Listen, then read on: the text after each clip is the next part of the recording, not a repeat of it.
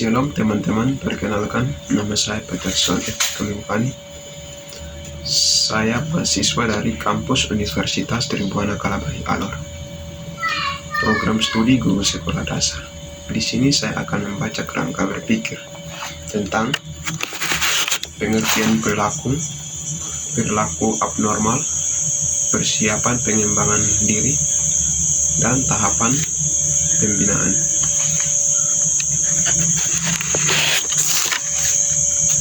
Di sini yang saya akan jelaskan atau membaca duluan tentang pengertian perilaku. Pengertian perilaku. Perkataan tingkah laku atau perubahan mempunyai pengertian yang luas sekali, yaitu tidak hanya mencukupi kegiatan motoris saja seperti berbicara, berjalan, berlari, berolahraga, bergerak, dan lain-lain. Akan tetapi juga membahas macam-macam fungsi seperti melihat, mendengar, menangis, berpikir fantasi, pengenalan kembali, penampilan emosi dalam bentuk tangis, senyum, dan lain-lain. Menurut Robert Peck pada tahun 1974, perilaku manusia pada hakikatnya adalah proses interaksi individu dengan lingkungannya sebagai manifestasi hayati bahwa dia adalah makhluk hidup. Perilaku manusia adalah aktivitas yang timbul karena adanya stimulus dan respon serta dapat diamati secara langsung maupun tidak langsung, menurut Sunarjo pada tahun 2004. Selanjutnya, menurut Notowamoto pada tahun 2003, perilaku adalah tindakan atau aktivitas dari manusia itu sendiri yang mempunyai pengembangan sangat luas, antara lain berjalan, berbicara, menangis, tertawa, bekerja, kuliah, menulis, membaca, dan sebagainya. Dari uraian ini dapat kita simpulkan bahwa yang dimaksud perilaku manusia adalah semua kegiatan atau aktivitas manusia, baik yang diamati langsung maupun yang tidak dapat diamati oleh pihak luar. Sedangkan Skinner pada tahun 1938, seorang ahli psikologis, menyatakan bahwa perilaku merupakan respon atau reaksi seseorang terhadap stimulus atau rangsangan dari luar. Selanjutnya, kegiatan psikis manusia. Dalam diri setiap manusia pasti melakukan berbagai aktivitas psikis, baik kognisi, konasi, emosi, maupun campuran. Ada satu kegiatan psikis manusia, yaitu perasaan atau emosi atau afeksi. Ketika seseorang manusia melihat sesuatu, manusia akan merasakan sesuatu lalu diwujudkan dengan perubahan pada fisik manusia. Misalnya, rabutan wajah. Contoh, seseorang melihat tayangan televisi yang menggambarkan bahwa banyak pegawai sebagai pahlawan divisi negara mendapatkan penganiayaan baik fisik maupun mental. Lalu tiba-tiba saja orang tersebut mengeluarkan air mata sebagai wujud empati terhadap pegawai tersebut. Selanjutnya, faktor yang mempengaruhi perilaku manusia. Yang pertama, faktor biologis. Faktor biologis terlibat dalam seluruh kegiatan manusia, bahkan berpadu dengan faktor yang sosiopsikologis. Pengaruh biologis terhadap perilaku manusia seperti tampak dalam dua hal berikut. Yang pertama, telah diakui secara meluas adanya perilaku tertentu yang merupakan bawaan manusia dan bukan pengaruh lingkungan atau situasi. B. Diskusi pula adanya faktor-faktor biologis yang mendorong perilaku manusia, yang lazim disebut sebagai motif biologis. Faktor sosio-psikologis. Kita dapat mengklasifikasikannya ke dalam 3 komponen. Yang pertama, komponen efektif merupakan aspek emosional dari faktor sosio-psikologis. Didahulukan karena erat kaitannya dengan pembicaraan sebelumnya. B. Komponen kognitif, aspek intelektual. yang berkaitan dengan apa yang diketahui manusia. C. Komponen kognitif aspek volisional yang berhubungan dengan kebiasaan dan kemauan bertindak. Kita masuk dalam slide selanjutnya tentang perilaku abnormal. Definisi abnormal. Perilaku abnormal seringkali diartikan sebagai perilaku yang berlebihan dari tingkah laku manusia pada umumnya. Dalam arti bertingkah tidak wajar, biasanya terdapat gangguan mental akibat tekanan yang terus diterimanya. Adapun beberapa perilaku abnormal, di antaranya sebagai berikut. Yang pertama, penyimpangan dari norma sosial. Tingkah laku apapun yang dianggap menyimpang dari yang diharapkan masyarakat dianggap tidak normal, karena masyarakat memiliki banyak norma-norma dan aturan-aturan yang dianggap layak untuk diterima oleh kelompok usia yang berbeda, jenis kelamin, tingkat sosial, pekerjaan, minoritas budaya, dan lain-lain. Yang kedua, disability atau ketidakmampuan adaptasi. Individu mengalami ketidakmampuan atau kesulitan untuk mencapai tujuan karena abnormalitas yang dideritanya. Misalnya, para pemakai narkoba dianggap abnormal karena pemakaian narkoba telah mengakibatkan mereka mengalami kesulitan untuk menjelaskan fungsi akademik, sosial, atau pekerjaan.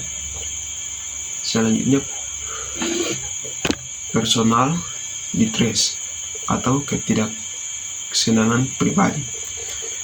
Keabnormal didefinisikan sebagai perasaan subjektif seorang atau tanggapan-tanggapan terhadap distress, memberikan seseorang menilai keabnormalannya dan kenormalannya sendiri.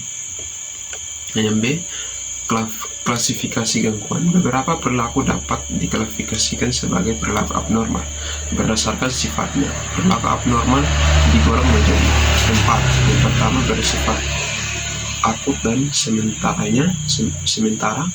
yang disebabkan oleh peristiwa yang penuh dengan stres. Yang kedua, bersifat kronis dan selama-lamanya.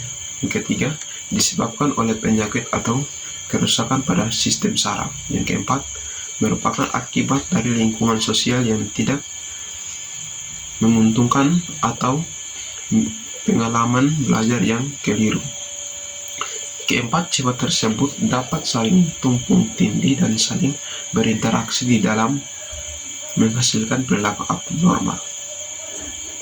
Yang ke-C, keterkaitan pribadi yang normal.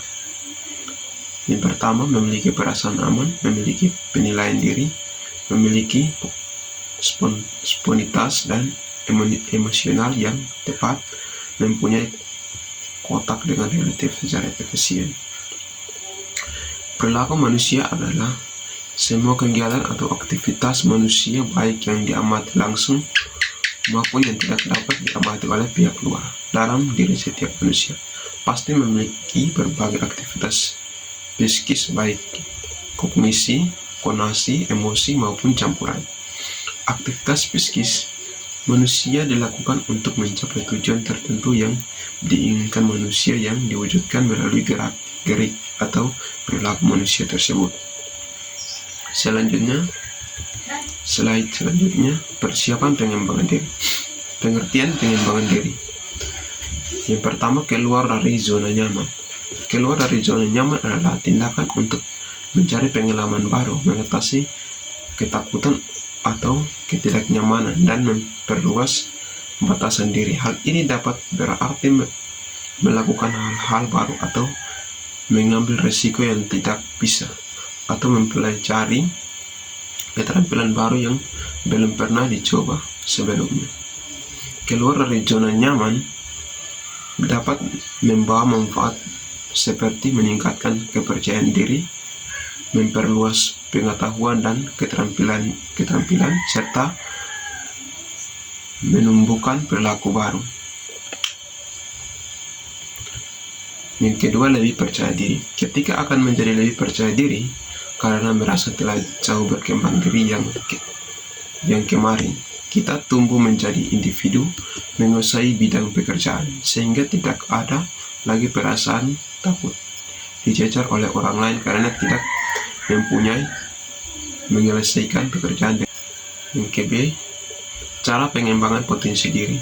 Berikut ini cara mengembangkan potensi diri untuk menunjukkan pekerjaan yang bisa dicoba. Antara lain, yang pertama, A. Kenali diri sendiri.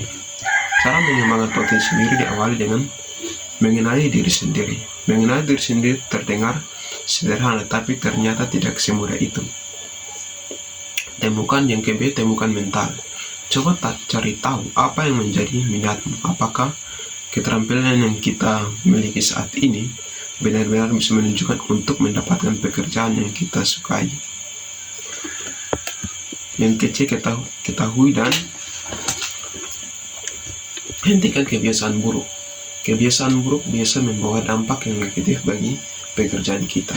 Oleh karena itu, sebelum terlambat, cobalah untuk menyadari apa saja kebiasaan burukmu dan coba dihilangkan pelan-pelan. Misalnya, kebiasaan burukmu adalah suka menunda pekerjaan sehingga kita dikerjakan derasa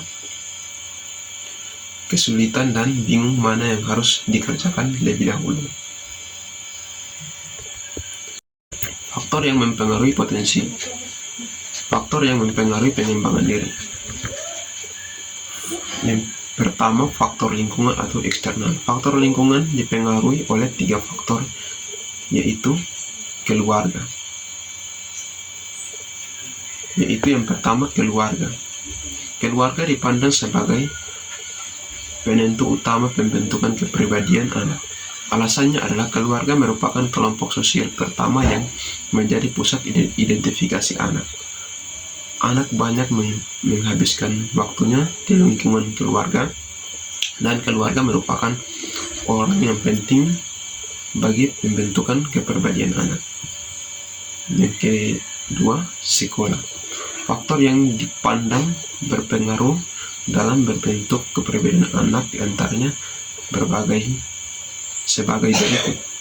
Yang pertama, iklim emosional kelas. Ruang kelas dengan guru yang bersikap ramah dan respek terhadap siswa memberikan dampak yang positif bagi perkembangan psikis anak, seperti merasa nyaman, bahagia, dan bekerja sama, termotivasi untuk belajar, dan mau menanti peraturan. Sedangkan ruang kelas dengan guru yang bersikap otoriter dan tidak menghargai siswa berdampak kurang baik bagi anak, seperti merasa tegang, sangat kritis, mudah marah, malas untuk belajar, dan berperilaku yang mengganggu ketertiban. Selanjutnya, tahapan pembinaan.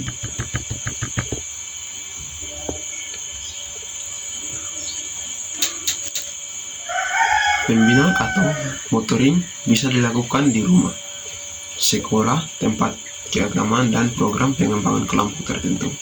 Prinsipnya, tidak ada program pembinaan yang cocok dengan semua orang.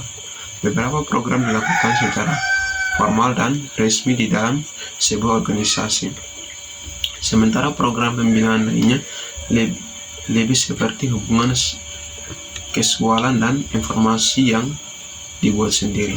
Tujuan pembinaan yang dilakukan memiliki tujuan yang jelas di benak seseorang akan membantunya mengembangkan program pembinaan spesifik yang memenuhi keinginan dan ekspektasi yang diperlukan. Yang pertama, pembinaan akademik akan membantu siswa mempelajari keterampilan baru untuk belajar, menulis, dan berhitung dalam pembelajaran matematika yang akan membantu mereka berhasil di kelas. Yang kedua, pembinaan. Pengembangan diri berfokus pada perkembangan keterampilan, kepemimpinan atau sosial, atau mengembangkan karakter seseorang. Yang ketiga, pembinaan Di tempat kerja biasanya memasangkan pegawai baru dengan pegawai lama untuk mengenalkan tugas-tugas dan pekerjaan-pekerjaan tertentu. Biasanya juga ada pelatihan yang dirancang untuk membantu pegawai memperoleh promosi atau transaksi ke pekerjaan lain. Yang kedua, tentukan format pembinaan yang Anda inginkan terhadap terapan atau tidak ingin terapan. Pembinaan tradisional terdiri dari sesi tatap muka dan 4 mata. Yang kedua, pembinaan berkelompok terdiri dari seorang pembina dengan beberapa peserta pembinaan. Yang ketiga, identifikasi calon pembinaan. Pembinaan harus berwawasan dalam area yang ingin Anda pelajari. Anda harus memiliki hubungan yang baik dengannya. Selanjutnya, keempat, mintalah seseorang untuk membina Anda. Sangat penting untuk menjelaskan dan berterang terus tentang ekspresitif diri sesi pembinaan ini, sehingga calon pembina bisa menentukan apakah ia cocok atau tidak. Jika orang tersebut menolak, jangan terlalu diambil hati. Faktor genetik. Kelima, faktor genetik atau pembawaan. Masa dalam kandungan dipandang sebagai saat yang kritis dalam perkembangan pribadi, sebab tidak hanya sebagai saat pembentukan pola kepribadian, tetapi juga sebagai masa perbentukan kemampuannya yang menentukan jenis penyisian individu terhadap kehidupan setelah kelahiran. Faktor internal. Yang pertama, kecakapan dan keterampilan seseorang anak.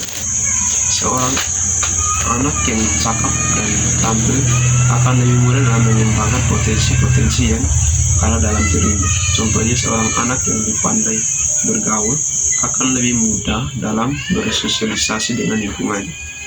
Yang kedua, harga diri.